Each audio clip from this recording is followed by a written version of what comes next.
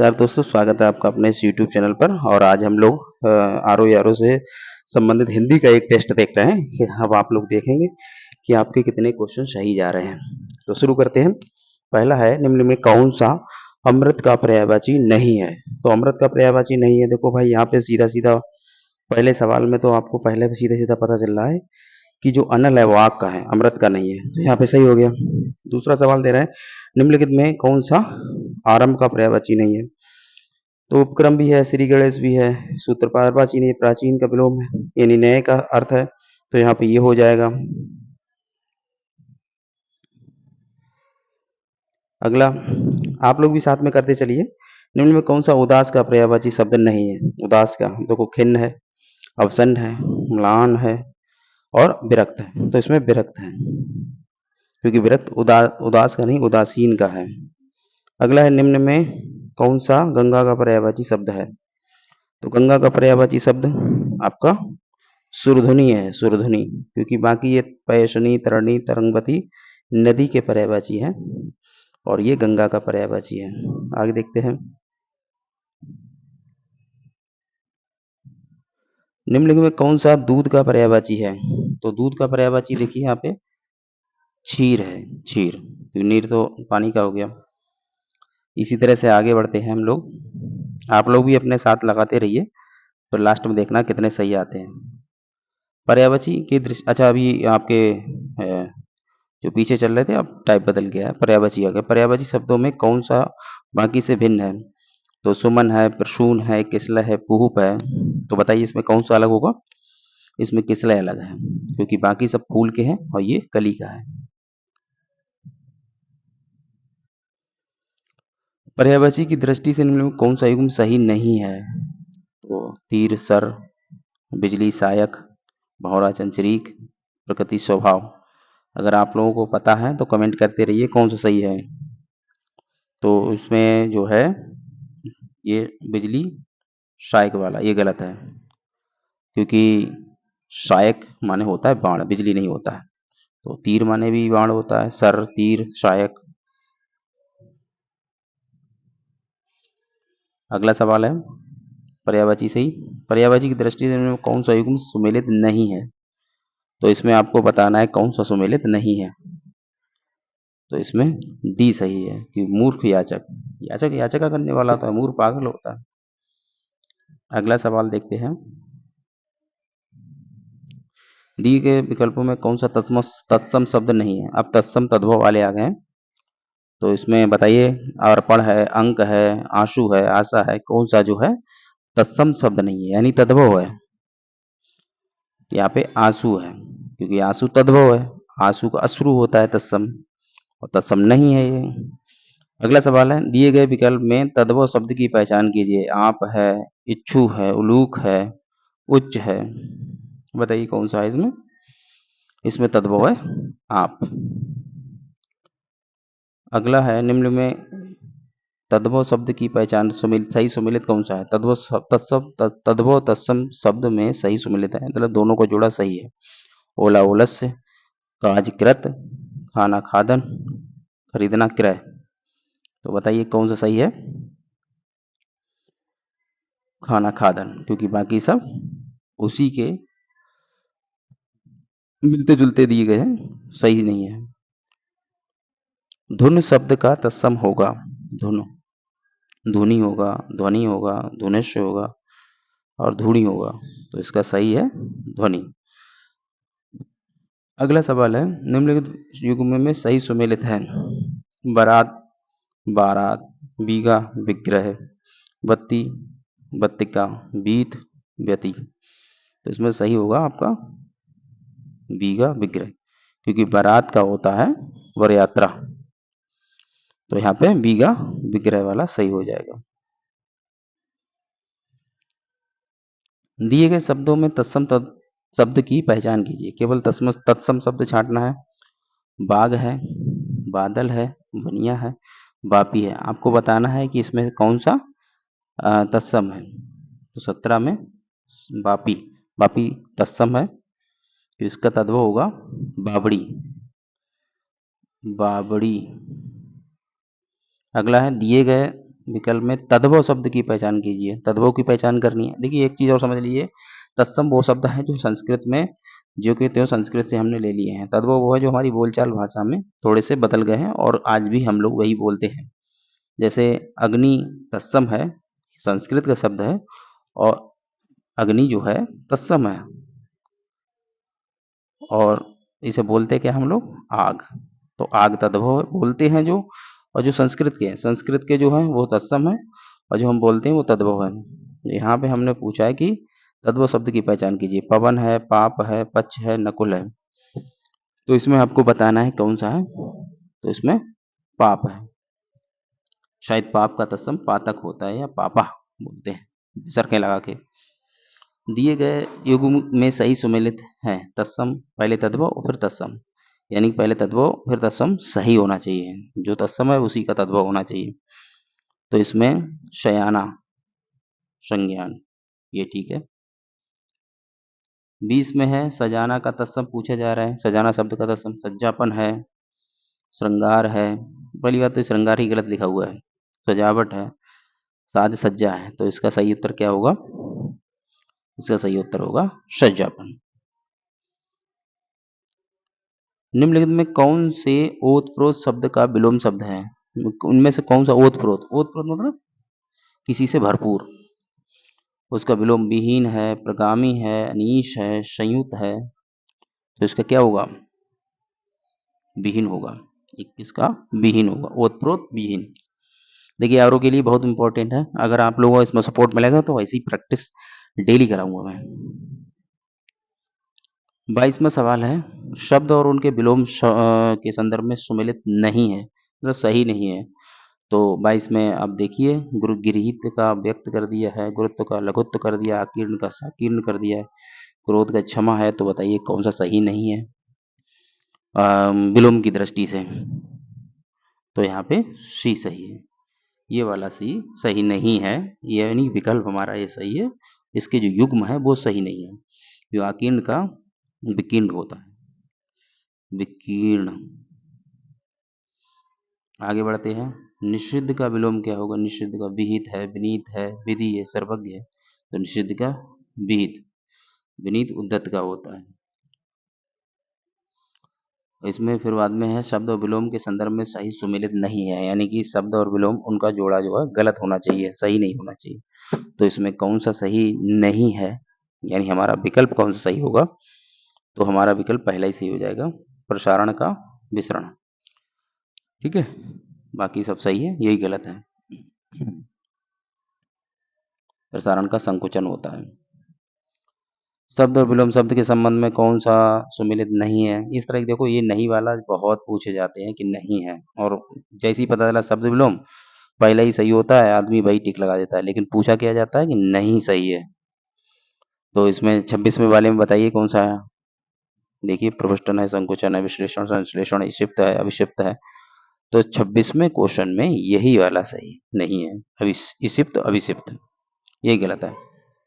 और हमारा युग्म भाई उत्तर के हिसाब से सही था। 27वां क्वेश्चन है आपका, उपमान का विलोम। उपमेय है, समान है, अपमान है, उन्मान है। तो कौन सा होगा 27 का हमारा, उपमेय। अब उपमान का उपमेय। निम्नलिखित में कौन सा विलोम युग्म सुमेलित नहीं है।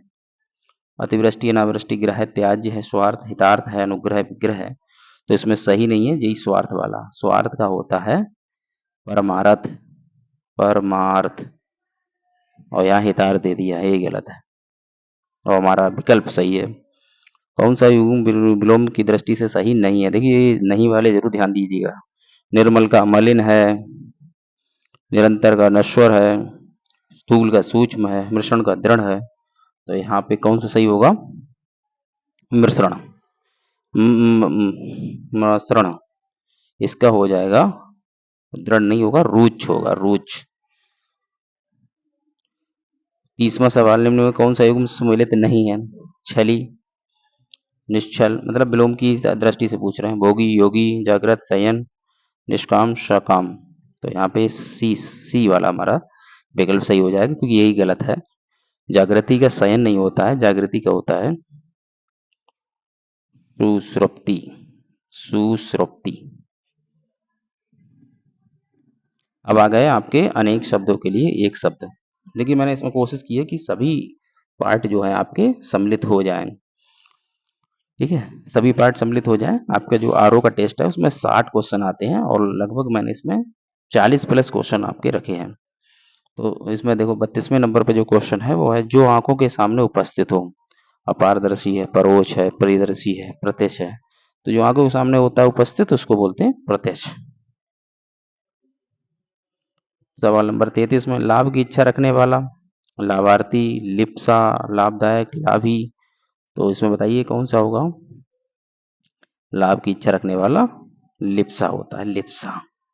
लाभार्थी तो वही जिसे लाभ मिलता है। 34वें नंबर सवाल में, ऊपर दिए गए ऊपर आने वाली श्वास के लिए एक शब्द।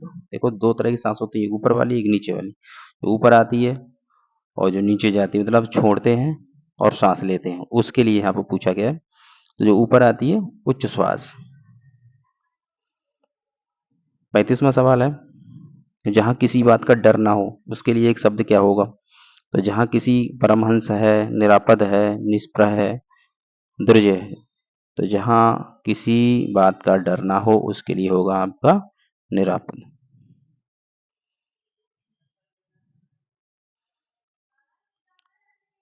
जिसका दमन करना कठिन हो, दत्तचित्त, दुष्कर, दुर्दम्य, दुर्निवार। दुर्निवार तो कौन सा इसका सही होगा 36 का, दुर्दम। 37वां सवाल है, क्रोध करने वाली स्त्री के लिए एक शब्द है। भामिनी, मुर्मुस, मुमूर्स, मर्माहत, मृणाल। तो इस 37वें सवाल के लिए भामिनी, क्रोध करने वाली स्त्री भामिनी, याद कर लेना। 38वां सवाल है, जो मुकदमा दायर करे उसे कहते हैं अभियुक्त कहते हैं, प्रतिवादी कहते हैं, परमार्जित कहते हैं, वादी कहते हैं। तो 38वें सवाल में डी, जो मुकदमा दायर करता है वादी। 39, जो उपयुक्त हो उसके लिए एक शब्द। कालांतर, प्राचीन, सनातन, समीचीन। जो उपयुक्त हो उसके लिए एक शब्द है समीचीन।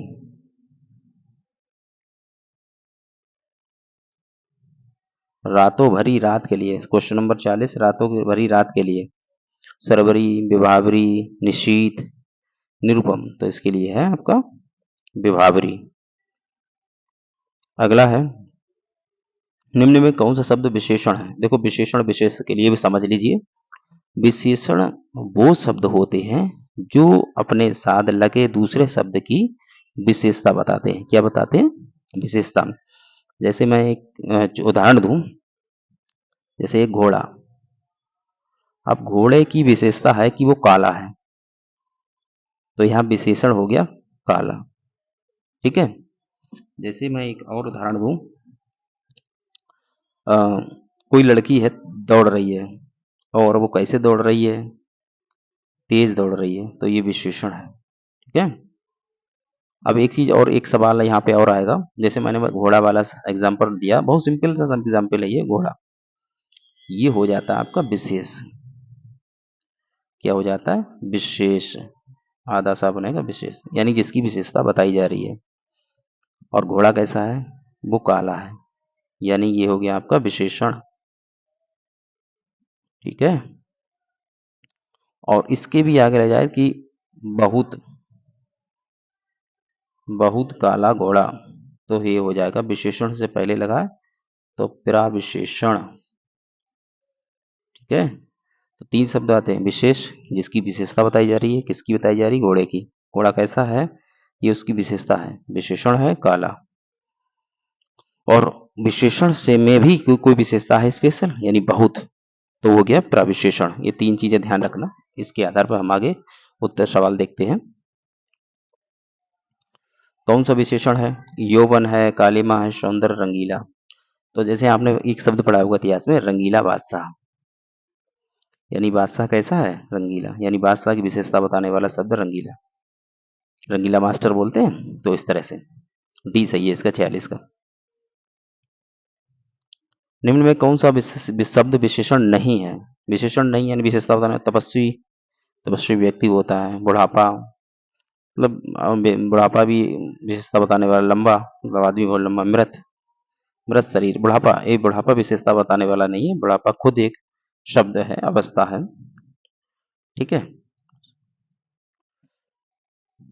तो बुढ़ापा इसका हो जाएगा सही आंसर। मृत शरीर, मृत व्यक्ति, यानी व्यक्ति कैसा है? मृत। तो इस मृत भी एक विशेषण है, लंबा भी विशेषण है, तपस्वी, साधु, तपस्वी। तो यहाँ पे आप शब्द लगा के देख लेंगे तो आसानी से हो जाएगा। 48वां सवाल देखें, निम्न में आवर्ती बोधक विशेषण। आवर्ती मतलब 2, 4, 8, 10, 2 गुना, 4 गुना, तो इस तरह से। चीनी कम है, दोनों चाचा, चौगुना गेहूं, 8 चोर। तो इसमें जो मैं सबका बता रहा हूँ, चीनी कम यानी ये गुणात्मक हो गया, गुण बता रहा है। दोनों चाचा 2 हैं, तो यहाँ पे संख्या है, ये समूह कैसे कह सकते हैं इसमें? दोनों चाचा हैं, दोनों, तीनों, ये समूह आ जाए। 8 चोर ये संख्या में आ जाएगा। चौगुना आवर्ती वाचक है, चौगुना क्या है? आवर्ती वाचक है। बाहरी में कौन सा विशेषण है? बाहरी एक गुण बता रहा है कि बाहर का व्यक्ति है, गुणात्मक है। संख्यावादक होता तो 8 चोर, 15 लीटर, इस तरह से। सार्वनामिक है, परिणामवादक है। आगे आ जाओ। मोनी अत्यधिक तेज छात्रा है, जैसा मैंने अभी बताया था। मोनी अत्यधिक तेज छात्रा है, प्रविशेषण क्या है? देखो मोनी क्या है? तेज छात्रा है, तो तेज तो हो गया आपका, एक मिनट सही से लिख दूं, छात्रा तो हो गया आपका विशेष, छात्रा हो गया विशेष, और तेज हो गया आपका विशेषण। क्या हो गया? विशेषण। और अत्यधिक हो गया आपका विशेषण, पहले लगा प्रविशेषण। और इसमें सवाल में पूछा क्या है? मौनी अत्यधिक तेज, निम्न वाक्य में प्रविशेषण कौन है? वो अत्यधिक हो गया। ठीक है, निम्न शब्दों में शुद्ध वर्तनी। अब देखो वर्तनी आ गया, मैंने इसमें लगभग सभी सेगमेंट जो भी हैं हिंदी के सबको कवर करने का प्रयास किया है। अंतर्ध्यान, अनधिकृत, अतिथि, अंधा। तो इसमें देखो अंतर्ध्यान, अंतर्ध्यान का सही जो होता है वो होता है अंतर्धान, या नहीं आता है इसमें, वो गलत लिखते हैं हम लोग। अनाधिकृत, अनाधिकृत नहीं होता, अनअधिकृत होता है, अनधिकृत। अन्ना में डंडा नहीं लगेगा, आ की मात्रा नहीं लगेगी। अतिथि में दोनों मात्रा छोटी लगती है। अंधा हमारा विकल्प सही है। निम्नलिखित में अशुद्ध वर्तनी वाला शब्द है, तो इसमें अशुद्ध वर्तनी देखना है कौन सा सही नहीं है। तो इसमें देखो कुछ लोग तो प्रेमचंद्र बताएंगे, क्योंकि प्रेमचंद्र नहीं, प्रेमचंद ही सही है। दुरवस्था सही है, देदीप्यमान सही है, पक्षीगढ़ गलत है। पक्षीगढ़ लिखा जाता है तो छा में, क्षत्रिय वाले छा में छोटी की मात्रा लगेगी, पक्षीगढ़। निम्न में अशुद्ध वर्तनी वाला शब्द है, अंतर्राष्ट्रीय है, एक मिनट वरना आपको दिखेगा नहीं। अंतर्राष्ट्रीय है, आध्यात्म है, अग्रगण्य है, अभिशप्त है।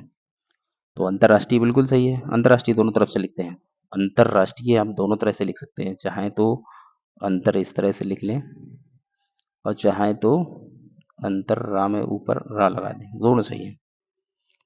ठीक है, यहाँ पे बात हो रही है अध्यात्म। देखो अध्यात्म, आध्यात्म नहीं होता है, इसको यहाँ पे लिखूंगा, छोटा बनता है अध्यात्म, आध्यात्म नहीं अध्यात्म, तो यही वाला हमारा गलत हो गया।